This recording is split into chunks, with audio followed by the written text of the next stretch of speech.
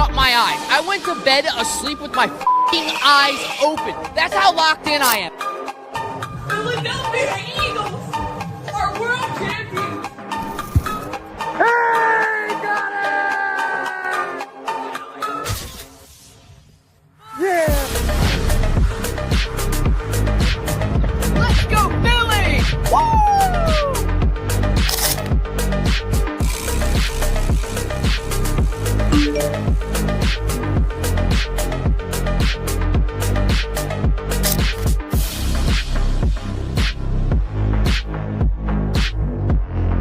KJ and I out here. You are now listening to the Appreciate Your Input podcast with host Dalton Holland. A proud 302 Birds podcast experience.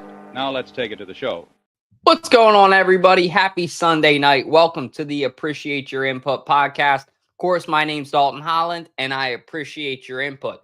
Thank you for everybody who's joining out tonight. We got a lot of stuff on tap for you guys tonight, including what is the best stadium snack? Something I thought about this week, something I think that would be fun to debate, and something I want to hear from you guys on what you guys like best. We're going to be talking about the Sixers pick number 3 and what they could potentially do with that. I know we've been talking about that all week, but I haven't gotten a chance to talk about that myself. And then we're going to be talking about who are the real kings of Pennsylvania. Is it the Steelers? Is it the Eagles? Is it the Pirates? Is it the Phillies? Obviously, we already know the answer. We had the Wawa versus Sheets debate yesterday on Sippin' Sports, which was a ton of fun with KJ McCoy. We're going to be talking about what would be your walk-up song in a sport. I think that was something fun I thought about. I know we're going to do some in-person stuff with that one too, so we'll tread lightly on the topic, but just something fun to debate. Thank you guys again all for joining. If you can, like, comment, subscribe, all those little things really help a ton. But let's get into it. What is your guys' favorite stadium food? Something I think a lot of people debate. Now, obviously, the first thing that comes to mind is what our guy Joey Havens threw on this graphic, which is Chickies and Pete's. Every Philadelphian knows Chickies and Pete's is elite. Some of the, not only the best fries around, but that cheese sauce, I don't know what they put in it, but it is so damn good. Like every time my girlfriend and I go to the Chickies and Pete's at the beach, they give you the crab fries in the cup and then the 1 cup of cheese sauce. And it's funny because her and I are like, yeah, we'll take 2 cups of cheese, please. Like, yeah, we'll need that. So Chickies and Pete's is by far, I think, my favorite. Anytime I go to any Philadelphia game, any Philadelphia stadium, I'm at Chickies and Pete's. I will say, I wish that there was a Chickies and Pete's in Delaware. I know that there is technically at Blue Rock Stadium, but that's the only Chickies and Pete's in the state, at least that I'm aware of. So if they bring one to Delaware, stay tuned. Get ready. It's going to be fire because that's one of my favorite restaurants. Love it there. I think it's just great food, and it speaks volumes on what it is to be a Philadelphian. They actually have one in Kansas City now, I believe, too. I would say some honorable mentions for me. Manco's and Manco. Manco and Manco. Sorry. Really good one. Uncle Charlie's cheesesteaks was great when I tried that with KJ a couple weeks back when the Phillies played the Dodgers. Phillies ice cream cap in the helmet. That's always a great one. If you guys haven't tried it, I know a lot of people when they went to the games, they used to make you buy it when you would buy alcohol. But if anybody's familiar with a Federal pretzel is so damn good. So I would say a Federal pretzel is definitely up there for me. Along with the Shorebird cutlet. I haven't tried that yet, but it's on my list to try because it looks so dang good. I've heard great things about the cutlet. I haven't heard great things about the s'mores. I've heard that the s'mores is really disappointing, that a lot of people don't like it. They say it's just disappointing as a whole. So the cutlet I want to try. There are a couple other things along those lines. I don't think that the milkshake at the 1-6er stadium's all that. I know a lot of people talk about that. But yeah, there's a lot of things that I think are in Philadelphia, our signature.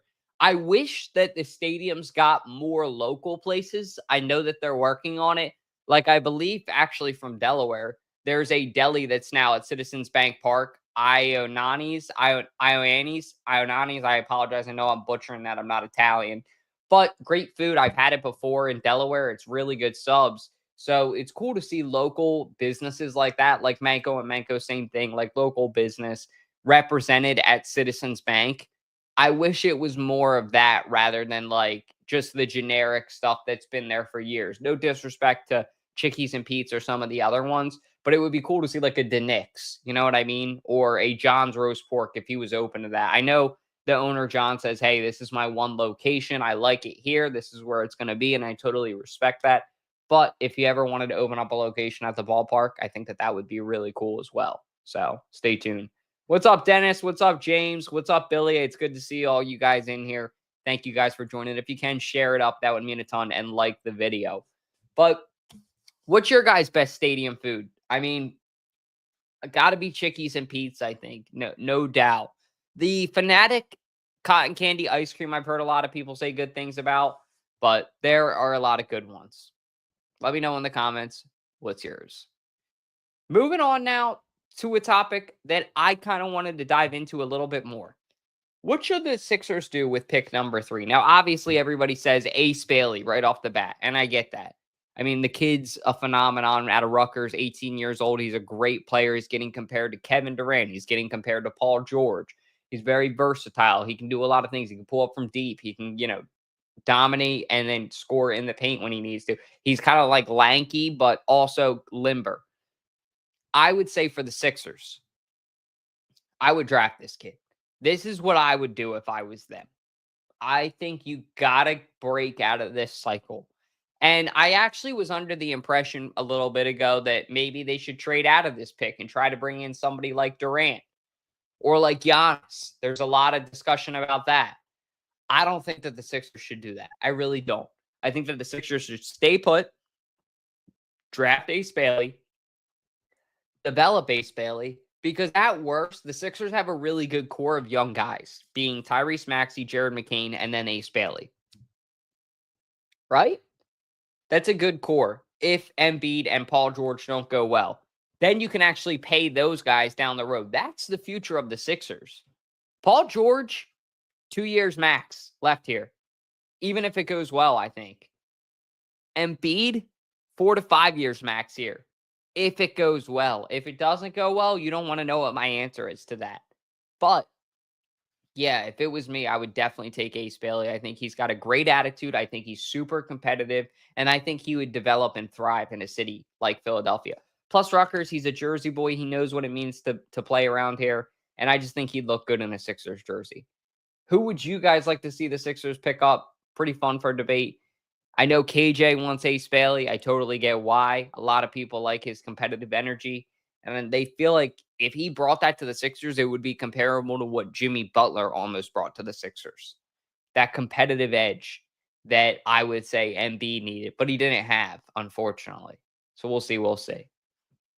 But moving on now to our next topic. So I got to watch it live today. And actually, I might bring my guest on for this because this was a ton of fun to watch with him as well. But Mick Abel dominated in his first outing. Great to see. His parents were there. His high school coach was there. He played a great game. I believe he had 9 strikeouts, which was a Phillies debut record. Sorry. But the best record, I think, since like 1947 or something. So the kid had an insane game. And I really think that this shows to the Phillies, this guy does not need to get moved down. He should stay put. You should develop him and see what he does. But Mick Abel really showing out today. How you feeling about it, Jack? It was definitely a great showing for Mick Abel for his open day appearance. He broke some records, he tied some records, and he was just throwing gems today. So it kind of gives us some sense of hope for the Phillies pitching, bullpen, because we've been struggling lately with the Phillies pitching debut, with the Phillies pitching. So to see him go out like he did today is great. Everyone was happy. Like I said earlier, like people were sticking around to make sure, when he was speaking, to be there and you cheer him on. So it was great to see him kind of embody Philadelphia. It was. I mean, he's been around this organization for a little bit now. It's not like he just got here as 2. So he's kind of earned his stripes, for lack of a better term. He's went through the necessary steps to get where he is. So it was very rewarding to see him kind of sit in the moment and be excited about it. It was funny because Schmidt asked him after the game. He's like, "Hey, we haven't met yet. I've seen you in spring training. You're a great player, but how are you feeling about it?" He's like, No disrespect, but it just feels like any other game. Feels like what I'm supposed to be doing." And I really like that attitude because in Philadelphia, we've seen athletes kind of need to have that cold heart or that stoic attitude like Jalen Hurts has. I don't think that that's a bad thing in this city because the media is so in your face and so pressing at all times. And Mick Abel definitely has that personality of where he's there to work, he's there to get his job done, and he's not going to get too excited about it. And I like that. I really do. But moving along now to our second to last topic, which is something I kind of wanted to dive in. This is something I actually was thinking about the other day. And then I saw this graphic and it poured gasoline on the fire. This graphic was actually posted about a half year ago. So 6 months ago. I don't know why I said a half year. 6 months ago, this graphic was posted and it's showing you guys the biggest bandwagons in all of sports. My biggest bandwagons I had on this list right here, this wheel I'm going to spin, and we're going to see who it is, which consisted of the New England Patriots, the Dallas Cowboys, the Golden State Warriors, Alabama fans, the Lakers, the Chiefs, the Dodgers, and the Yankees. Got a lot of them that are on this list. I mean, Jack, do you have any team that's at the top of your bandwagon list? Yeah, I mean, I would say the Chiefs because you get fans that, truly haven't been a Chiefs fan until recently within the last 10 years when they had a dynasty. So I think they, now that, winning back-to-back Super Bowls, they just kind of hop on the bandwagon and be, oh, yeah, I'm a Chiefs fan. So that's kind of my takeaway from this, from the NFL. Lakers or Celtics, probably Lakers with the NBA because, yeah, the Lakers were a dynasty back in the early 2000s and they were winning consistently. And then, once within recency, I feel like they're not really big fans because, one, RIP to Kobe, he's no longer there. LeBron James is there now. So I really think that those fans aren't true fans. They're not there for the thick and thin for the Lakers. And then NHL, I don't really know because for the longest time, the Boston Bruins have kind of, back in the day, they were forced to reckon with. And I just feel like they were kind of like the Patriots. They were winning consistently, all the Stanley Cups. And then recently, no one has really, showed up to games. So you see games where the Bruins play and no one's there. So they're fair weather fans. And then MLB, I would probably go with the Yankees.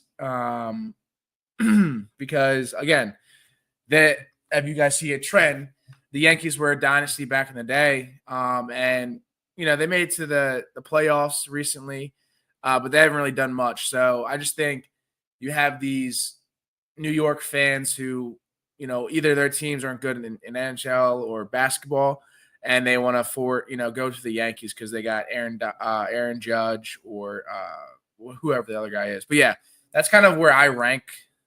That's where my biggest takeaway for the biggest bandwagon teams. Yeah, I like that list a lot, and I agree with a lot of things you just said. Looking at this from the outside in, obviously Cowboys fans are up there. Lakers, Yankees, Cowboys fans, all day, every day. Like that combo right there of Lakers, Yankees, Cowboys just sucks. I mean, as a person, you have no originality to your personality. Looks like right here, Patriots actually was what the Wheel of Wonder landed on, which I find funny because that's pretty accurate. I mean, as a kid growing up, I think the biggest bandwagon in all of sports was New England fans. Just the way that they went about watching the game. And no disrespect to them. I have a lot of New England fans, but it's like you picked literally the best team. And to the New England fans, I guess, that picked them in like 2004, 2005, right? On the early end of that dynasty, congratulations. You really hit the jackpot with your team. But to the fans that started being a fan 2008, 2009, 2010, when Brady started to really become evil in a lot of our eyes, kind of how Mahomes is now, where it's like, yeah, all right, that's enough. We don't want to see you win anymore. That's when I think people started to become the biggest bandwagon of a certain team. 49ers, they kind of, carry over from the 90s. Same thing with the Cowboys. Seahawks is a good one too. I feel like Seahawks fans, a lot of them are either loyal or they are like the people that are Chiefs fans now. Like the people that were Seahawks fans a couple years ago are Chiefs fans now, I guess is what I'm trying to say. Because when Russell Wilson was there, they had the Legion of Boom. There were a lot of bandwagon Seattle fans. Don't sit here and tell me that there weren't. There were a lot of them. You know what I mean? So I would say that Seattle's actually a pretty good one. That was one that came to mind. But New England is no doubt the most, I think. Kansas City's not too far behind nowadays. Dallas is up there. 40 Criers are up there. And Seattle, I think, is kind of scattering in. So it doesn't shock me to see Seattle on this list at all. As far as the NBA goes, if you're a Lakers fan, yeah, you're a bandwagon. Anybody that's our age that's a Lakers fan is a bandwagon. You're not going to sit here and tell me, I guess Kobe, that would be the only reason. But even then, that's still bandwagon, I guess you could argue. Kobe would probably say the same thing being from this area. I love Kobe, but he would probably say the same thing thinking about his personality. You root for the teams where you're from. Boston Celtics. I was guilty of that poison at a young age. I used to be a Celtics fan when I was younger. And then I realized when you're from a city or from an area, you just root for that city. It's what you do. People grow up, they grow out of it.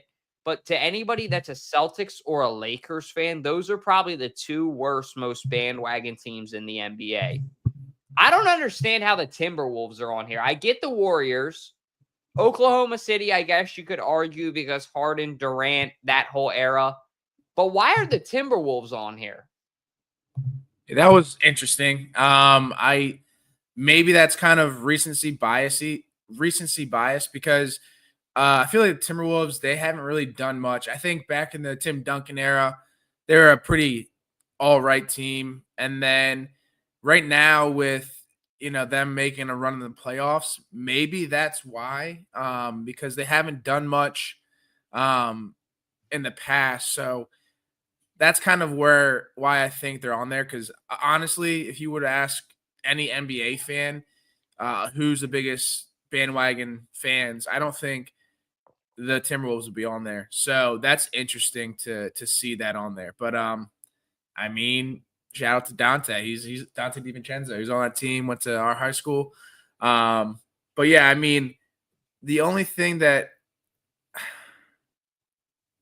another one that's not on the list is probably the Knicks. Because the Knicks, again, they haven't really done much, but they just dethroned the defending champions Thursday night. So maybe that they could be up there too, because you used to see fans not in the arena until like recently. So that's another thing you can toss up there. Yeah, the Timberwolves shocked me. I did not expect to see them on this list. When I was like, Timberwolves, what the hell? You know what I mean? It was odd for me to see them on there because I feel like they've been okay, but not anything crazy good. All of those hockey teams, I guess I could see why. MLB, I would argue the Phillies are not a bandwagon team at all. I think if anything, because of our city and our fandom, we deter people away, like random people, from coming and being a Philadelphia fan. Would you agree? Yes. Yeah. Yeah, that it made no sense to me to see Philly on here. Houston, definitely. The Braves, same thing. A little bit less of an extent than Philadelphia. Maybe, I guess, when the Braves were good in the 90s, that's why. Yankees, definitely. Dodgers, definitely. But if you're a fan of any of these teams on this screen, except I'll say, Here are the teams that get my hall pass, right? Timberwolves. I'm not going to say I wanted to say the Florida Panthers, but recency bias will tell you that there's people. Seattle, Timberwolves, Phillies, and I'll say the Rangers. I know the Rangers, I feel like that would shuffle in from 2010 if there were any of those fans. But I would say Seattle can get the pass. The Timberwolves can get the pass. If I had to pick an NHL team, it would probably be the Rangers and then obviously the Phillies. Like, I've never seen a random person that doesn't live in Philadelphia. People that live out of the U.S., yes. Like, shout out to my guy Jordan from Canada. He's coming to see us. He loves Philly because some people do like that it's a working class city. It's blue collar. We do what we love and we try our best. But I've never seen a person randomly just be like, I want to be a Philadelphia fan that's not from here. You know what I mean? Like, that doesn't happen. So I feel like it's almost unfair to put the Phillies on this list.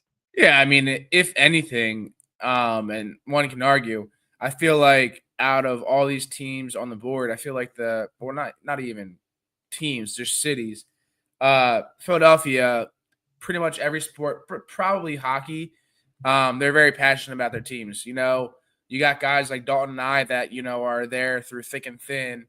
And then you have those random fans that, you know, they think this team sucks because they lost one game and they're not going to do anything. So I think Philadelphia should not be on this list at all because that's one thing that, you know, you can talk to. Like, there was an interview with CD Lamb, and he said the Philadelphia fans are super passionate because they were interviewing, asking him, like, hey, which fan base is more passionate, Cowboys or Eagles? And surprisingly, he said the Eagles. So, yeah, I would say that being a Philadelphia fan, you're very passionate, or you don't want any part of it. There's no in between, I think. And I hate when people come out of the woodwork. Hey, I'm an Eagles fan. So that pisses me off. That, okay, once you see them winning, you're gonna hop on the bandwagon. There are some fans like that, but the majority of the fan base isn't like that. Yeah, I know what you mean. I would say that 75% of Eagles fans are not like that. I think most of the Eagles fans are like that South Philly grandfather where it's like, all right, take your time. You know what I mean? Like, let's see what this team's got. And that's good. That's how you should be, because just give it time and good things will happen. At least throughout our life, that's been the case, right? Yeah. Hey, well, before we get into our last segment, I just want to take a second to thank both of our sponsors for this show. Please, guys, be sure to buy your tickets right now through TickPick. The schedule just released. There's a great place to buy tickets with no fees, all inclusive. So if you want to go to an Eagles game or if you want to catch a Phillies game right now, you can use them for that, concerts. But my main thought is that Eagles Dallas game week 1. So if you want to get games for that if you want to get tickets for that game, if you really want to be able to show up and show out, please be sure to download the TickPick app today. All-inclusive tickets with no fees. Also want to give a big thank you to Nick's Pizza for sponsoring this show. If you guys are looking for great Detroit-style pizza in Wilmington, Delaware, locally, they also do pasta and a bunch of other great foods. Go check them out. They just opened up their new location, and it's a ton of fun. But getting into our last topic, this is something I was thinking about, and it's actually pretty fun to debate. I was like, what will be my walk-up song as I was driving? And I was like, there are a couple of them. So I'll go ahead and tell you what mine is first, Jack, and you tell me yours. I'll play it, and hopefully you guys can hear it. I'd get my bat. I'd be like, get my bat lining up. I'd be like, doing some muscles and stuff, being like, like, you know what I mean? Firepower. And I come up, I'll be like, fucking go. It would be China Grove by the Doobie Brothers, I think. That song just gets me hyped. And KJ and I actually listened to it when we were coming out of the garage because I had a whole playlist on of Yacht Rock as we were getting ready to go to the game. And the garage opened up and I was like, oh my God, this is like a scene out of a movie. We got to do that. So that song, or believe it or not, the other song I heard when I was thinking about what would be mine was actually Uproar by Lil Wayne. I don't know why, but that one was one at the top of my mind. Laugh at me if you guys want. I apologize, I'm botching it. And of course, my voice goes out now. Jack, what's yours? Yeah, one that there's two that I can think of, right? One is Don't Stop Believing by Journey. I've always been a big fan of that song. I love that song. As Dalton knows, I performed on stage at our 8th grade dinner dance to that song. And whenever that shit comes on, like I was at a wedding last night, that song came on. Oh my God, I went insane. I went belligerent. So that song, and then another song of mine that I think would be a classic walk-up song is Bedrock by Young Money. I can make your bed rock. That would be, yeah, that would be a your real bed one. rock. Ooh. Yeah. So I like that answer. Yeah, that's another classic. That's kind of young Jack, probably what you would say 6th grade, or you think it's 4th grade? Anything Lil Wayne, yeah, would appeal to young Jack, young Dalt, any of us at Mount Aviat. I know what you're talking about. Any old school Lil Wayne, throw in some Birdman maybe in there. Yeah, if you're feeling frisky. Yeah, that's middle school for us. Especially when we go on the boardwalk, and back in the day when I was an icebreaker, I would play that song to hype myself up and just boom, boom, boom, talk to all these ladies. So yeah, those are my 2 songs. Listening to Bedrock, spraying on a pound of Michael Jordan's cologne. Yep. Middle school. Good old days. Definitely the good old days. But that's all we got for you guys tonight. I apologize for it being a little bit of a lighter show content-wise and time-wise. I am actually getting ready to go on vacation, and with next Monday and Sunday being a holiday weekend, I will actually be away as well, out of the country. So appreciate your input. Is going to take a week off, and we'll return the following week. So apologize for that, but just been a little bit busy. Had to cut my grass today. Also been trying to work on my golf game now that we have weekends. Last year coming out of the woodwork. Trying to get their intro done soon, so stay tuned for that. But we at 302 Birds got a lot of good stuff cooking for you guys these next upcoming weeks. And get ready for an awesome summer with a lot of great content.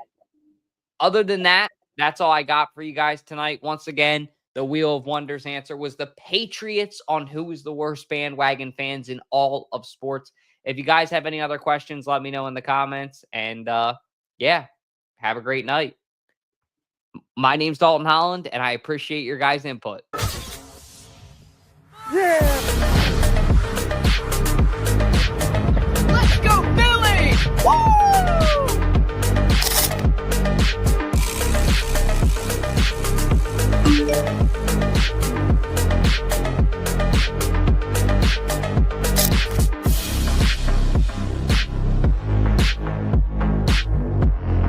KJ and I out here.